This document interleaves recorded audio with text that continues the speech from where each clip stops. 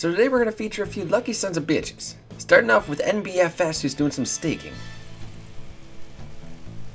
Go, come on. Oh my god. Oh my.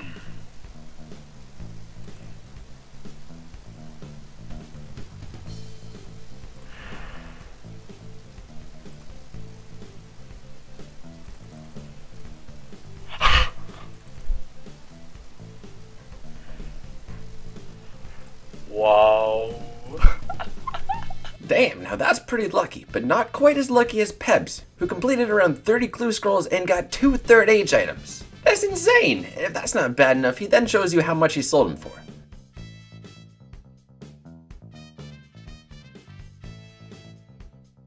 And lastly, 26 Taters was doing some PKing in Edgeville against this 1-def pure hybrid, when his opponent teleported away while red barred, and he thinks poison might have killed him, so he starts searching. When this happens.